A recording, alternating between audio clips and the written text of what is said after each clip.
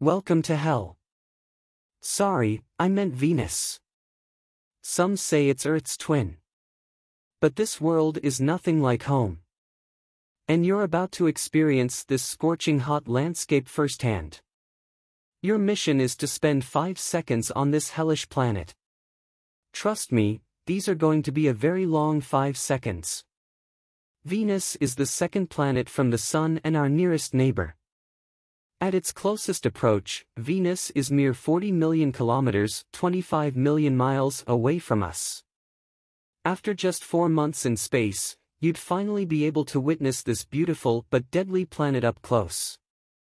4.5 billion years ago, Venus and Earth formed in the same corner of our solar system. This space rock is about the same size as Earth, and its gravity is similar too. But, unlike our home, the surface situation on Venus is extreme. We know this because we've sent probes to this scorching world. Some probes orbited it, some made a flyby. And some even landed on the surface of Venus. But those didn't last very long. What happened to them? Well, that's what you're about to find out. Time to make your way down to the surface. Don't these clouds look beautiful? Well, don't inhale them. These yellowish bands streaking across the sky are clouds of sulfuric acid. If you could only get a whiff of them, you'd smell the reek of rotten eggs. But to do that, you'd need to remove your helmet, and I definitely do not recommend that. At a height of 50 kilometers, 30 miles above the surface, visibility is poor. You'd hardly see anything. The incredibly thick atmosphere would block views of this planet and its tens of thousands of volcanoes. The atmosphere is mostly made up of carbon dioxide. And because it's so thick, it traps heat on the planet's surface, keeping it nice and toasty. Just how toasty are we talking? Oh, you are going to find out the hard way. As you descend another 15 kilometers, 10 miles, the haze would begin to clear. The world below would finally reveal itself. A rust-colored surface covered in mountains and volcanoes. Are you seeing this? Looks like this volcano is still active. Yikes! You'd fly around a little to collect some samples and take in the view. Yep, the atmosphere is mostly carbon dioxide with traces of nitrogen. That checks out. Let's see if you can land here. This looks like the spot. Mission control, am I clear for landing? Pause, mission control. Looks like there's no signal. Initiating the landing sequence without clearance. Fingers crossed.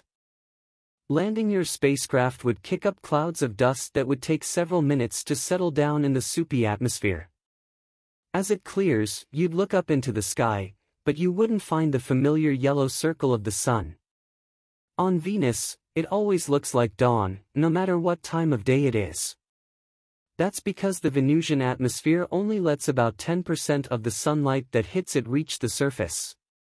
Finally, you're about to step out of the spaceship and check out this toxic planet with your own eyes. But wait, what were we saying earlier about the space probe that landed on Venus? Oh yeah, Venera 13. This Soviet probe made its fatal landing back in 1981. It did survive the descent and lasted for whopping 127 minutes. That's longer than any other spacecraft that had made it to the surface. Then, Venera 13 gave way to the violent, uninviting environment of this hell. It was likely crushed under extreme pressure, or it melted.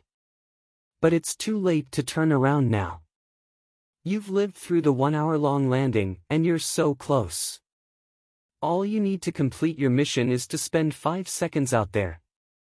Yes, out there. In the most extreme environment you've ever been to. You made it. Whoa, the atmosphere is so strange. You can hardly lift your arms. Even though Venus has about the same gravity as Earth, you'd be feeling the sheer weight of its immensely dense air. It would feel like you were walking through water. Very hot water. You'd be glad you were wearing so much protective gear. A quick look at your thermometer would tell you that it's a sweltering 475 degrees Celsius 900 degrees Fahrenheit out here. That's hot enough to melt lead. Your pressurized suit would be working hard to keep you safe. Without it, you'd be crushed under all that pressure before you could complete your mission. This isn't so bad after all. Hey, if a space probe could last over 2 hours some 40 years ago, you and your shiny new gear can survive longer, right? Venus is right here for you to discover, just take a few more steps. Suddenly, something distracts you from the first-hand human analysis of Venus' surface conditions. Your protective suit breaks. The drastic pressure shift would immediately make you feel like you were deep underwater. With an atmospheric pressure 90 times that of the Earth, Venus would be crushing you from all directions. At the same time, you'd be struggling to breathe in an atmosphere without any oxygen.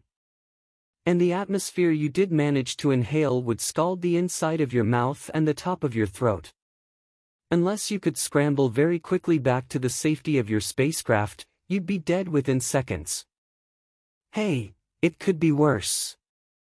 High above you, sulfuric acid clouds would be raining acid. But in this unbearably hot environment, the toxic rain wouldn't reach the surface. It would evaporate long before that. So at least you wouldn't have to worry about acid dissolving your skin and bones. That would be kind of gruesome. You know, in hindsight, maybe we shouldn't have sent you down to explore this hellish surface. We probably should have terraformed Venus into a more hospitable planet first. But that's a story for another what if.